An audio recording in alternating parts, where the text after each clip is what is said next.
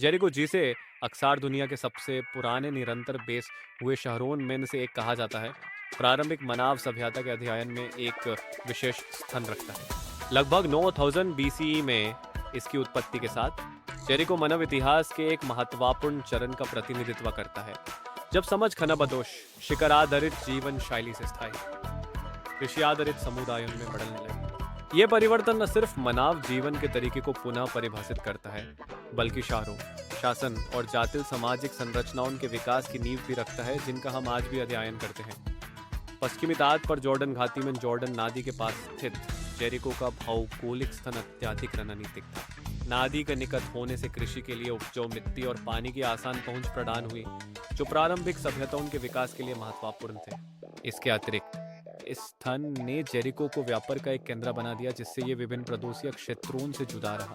Jericho के आसपास की उपजाऊ भूमि ने समृद्ध संसाधन प्रदान किए, जिसने इसके प्रारंभिक कृषि अभ्यासों की सफलता में योगदान दिया। 9000 बीसीई के आसपास दुनिया एक महत्वपूर्ण जलवायु परिवर्तन के मुहाने पर थी। अंतिम हिमयुग, जिसे प्लाइस्टोसिन युग भी कहा जाता है, लगभग 10,000 बीसीई में समाप्त हुआ, जिससे गर्म जलवायु और स्थिर मौसम प्रणालियों की शुरुआत हुई। यह परिवर्तन कृषि के विकास के लिए आवश्यक था, जिसमें स्थिर और पूर्वानुमानित स्थिति की आवश्यकता होती है। इसी समय के दौरान मनुष्यों ने पौधों और जानवरों को पालतू बनाना शुरू किया, जिससे स्थायी जीवन की नींव पड़ी। न्यूलिथिक युग, जो लगभग 10,000 बीसी शुरू हुआ, मानवता के लिए एक परिवर्तनशील युग था। शिकारी संग्राहक जीवन शैली, स्थायी कृषि समुदायों में परिवर्तन ने मानव इतिहास के एक नए अध्याय की शुरुआत की। प्रारंभिक न्यूलिथिक समाजों ने भूमि की खेती करना, जानवरों को पालतू बनाना और स्थायी बस्तियां स्थापित करना शुरू किया, जैसे कि जेरिको।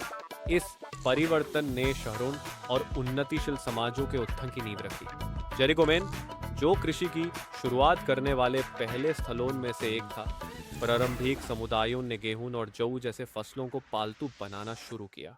बकरियों और भेड़ों जैसे जानवरों का पालतूकरण भी एक स्थिर भोजन आपूर्ति प्रदान करने में महत्वपूर्ण भूमिका निभाता था।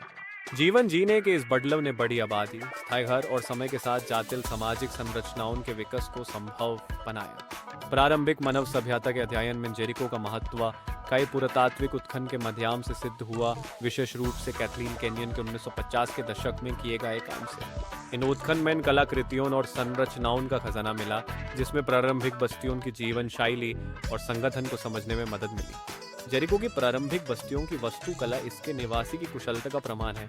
गोलाकार या आयताकार पत्थर की इमारतें, जो मिट्टी की ईंट से बनी थी, कार्य क्षमता पर जोर देती थी। इन घरों की दीवारें अक्सर प्लास्टर से लपेटी जाती थी, जो प्रारंभिक निर्माण तकनीकों के उपायों को दर्शाती है।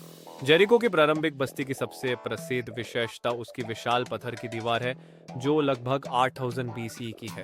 यह दीवार, जो बस्ती को घेर रही थी, ये संकेत देती है कि जेरिको सिर्फ एक समुदाय ही नहीं, बल्कि एक सुरक्षित बस्ती थी। जेरिको की एक और उल्लेखनीय खोज इसका प्राचीन पत्थर का टावर है, जो लगभग 8.5 मीटर ऊंचा है।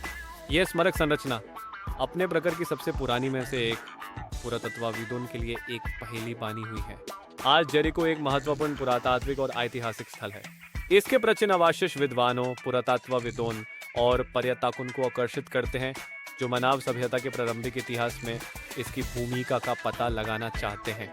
जेरिको मानव शहरीकरण के सबसे प्रारंभिक उदाहरणों में से एक के रूप में खड़ा है, जो एक जातिल समाज में परिवर्तन का एक अद्भुत दृष्टिकोण प्रदान करता है। इसके प्रभावशाली अवशेष और कृषि नवाचार प्रारंभिक मानव समाजों की जातिलताओं की झलक पेश करते हैं। जेरिको की स्थापना ने कृषि, शहरी जीवन और सामाजिक संगठन के उत्थान के लिए मार्ग प्रशस्त किया, जिसने मानव सभ्यता की दिशा को प्रभावित किया। इस समय यात्रा के लिए हमारे साथ जुड़ने के लिए धन्यवाद। हमारे चैनल को लाइक, शेयर और सब्सक्राइब करें, ताकि मानवता के अद्भुत इतिहास के और भी रोमांचक पहलुओं को जान सकें।